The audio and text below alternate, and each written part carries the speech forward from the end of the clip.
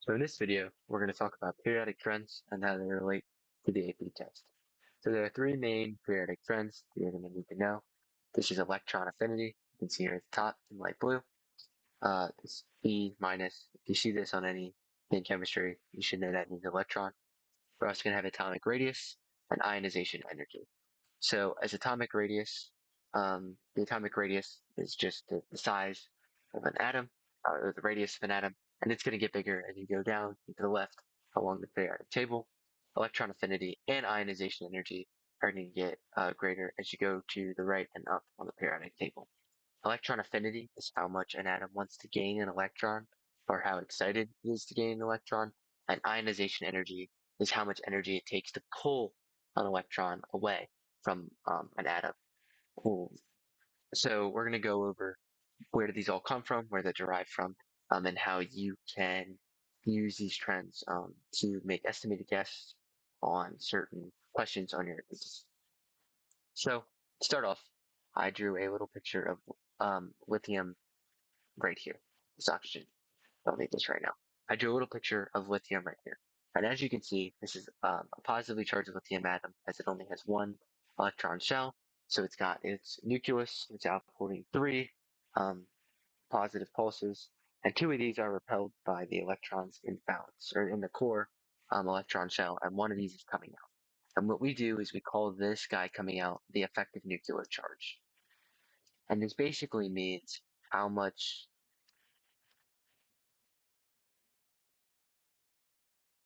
like, hold on, let me just write this out so I can talk clearer. This basically means the outwards expression of the outwards charge that this element is having on its surroundings. So as this lithium exists without its valence electron, it's pushing or it's pulling with one positive proton. It's pulling things around it with an effective nuclear charge of one. So how you can think of effective nuclear charge is how the element is outputting um, outside of its core electrons. So if we draw lithium um, as a atom now, where it has its second layer, I'm gonna need more space for this. Yeah. Oh, I'm sorry about this. I need more space for this. As its second layer, right here, it's got its core electron shell with its two electrons in it, which are repulsing inward, and then it has its one valence electron repulsing inward as well, and then it has three positive charges coming from the three protons in the middle, and we can see it looks something like this. It doesn't really matter where you draw your positives and your negatives. All you have to understand is that the core electrons are repulsing these twos in here, so this one's canceled out, and this one's canceled out by these guys here. And what you have left is you have one guy pushing out and one guy pushing in. But because this is a valence electron shell, they don't exactly line up, and any electron that tries to join the lithium is still going to feel this pull right here, and it's still going to want to repulse it. So lithium as an atom effective nuclear charge is also +1 because that's how many, that's the charge is acting on electrons in the valence electron shell, or how it's acting as an ion acting outwards.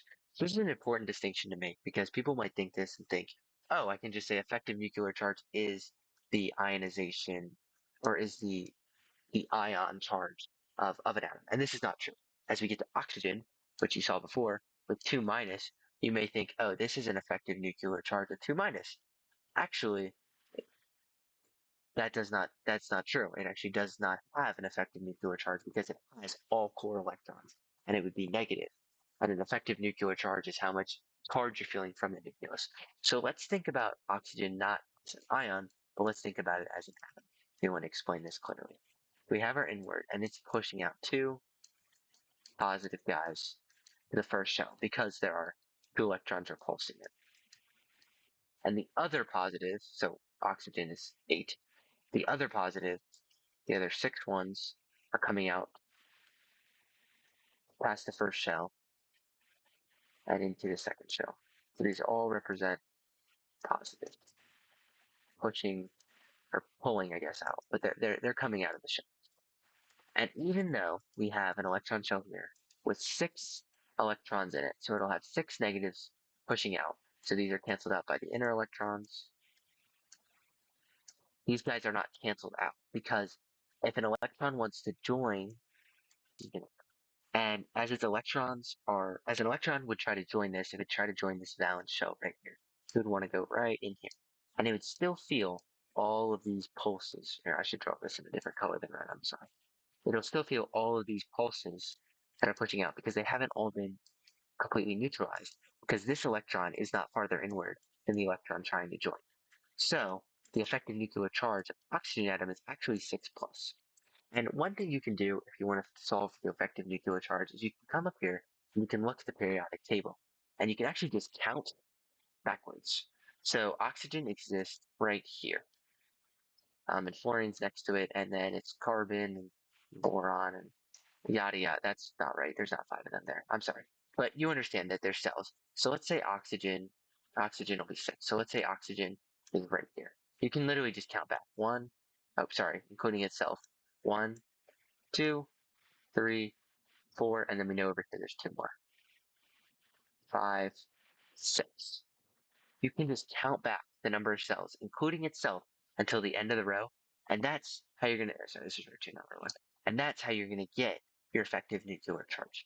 And your effective nuclear charge is actually directly related to how the trends move left and right along the table. So if we think about electron affinity, it's how much it wants to gain an electron. As something has a greater effective nuclear charge, which happens as you move right across the periodic table, then it's going to have a stronger pull on electrons near it, and it's going to want to gain an electron easier. Same with ionization energy. Ionization energy is how easy it is to pull away an electron. If it has a stronger effective nuclear charge, it's going to want to hold on to this valence electron stronger, and it's going to be harder for you to pull them away. This is the same with atomic radius. As an electron has a stronger effective nuclear charge. It's pulling in these electrons closer and it's making the radius smaller.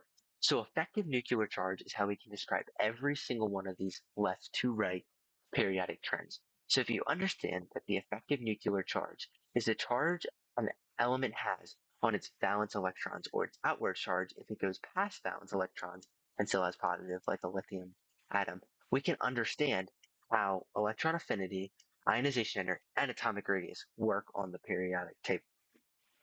Now, you may be wondering, how do we go up and down the periodic table with these periodic trends? And that is considered energy level. And energy level is going to be written like this: n equals 1 or n equals 2. And this is just where your electrons exist, what cell they exist in. So energy level 1 represents your first shell, and energy level 2 represents your second shell, and so on. So if something has a greater energy level, that means it has more electron cells. And obviously, if it has more electron shells, it's going to be greater in radius as you go down the table.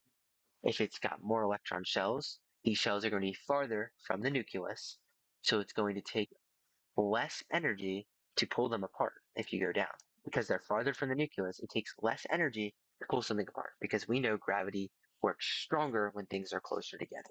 This relation that things have a stronger pull when they're closer together is a direct thing called Coulomb's law. This is something you're going to hear over and over again, and it basically just means the closer two things are together, the stronger the charge is. Your professor or your textbook might actually give you an equation for it. I don't know the equation, and I got almost a perfect score on every single practice test and the AP test. You don't need to know the equation. You just need to know and understand that Coulomb's law is saying the closer things are together, the stronger the force of attraction between them are. So the harder it is to break them apart, and the more energy it takes to break them apart, and the more they want electrons. So if things are farther apart, so you have an outer shell here that is farther from the nucleus than lithium, or I guess hydrogen would be a better example, than this shell though, the first shell, it's going to experience a greater pull because the nucleus is closer to it. So just understand Coulomb's law means the closer two things are, the stronger pull they have on each other. And the stronger pull they have on each other means it takes more ionization energy to pull apart, and it wants to gain an electron quicker or better. So the more electron affinity it's going to have as you move up the table. So as you can see, Coulomb's law and effective nuclear charge is how we explain periodic trends going left and right and down and up. A question you might see on the multiple choice uh, part of the exam might be like, which one has a larger radius? And it'll ask you like beryllium versus like calcium. And it's going to say which is the bigger atom. And, and this is actually really simple because when you look at the periodic table, obviously I don't have one here, but beryllium is going to be about here, right here, and calcium is down here somewhere. I I don't exactly know where it is. I just know it's down there. And because it's farther down the table, I know it has a higher energy level. I know it has a more electron shells, and I know that that means that calcium is the bigger atom. We can use relations like this to answer a lot of questions on the test. And you're actually going to be able to infer a lot of things about which things are stronger and which things are more thermodynamically favorable way later down the line based on these periodic charts.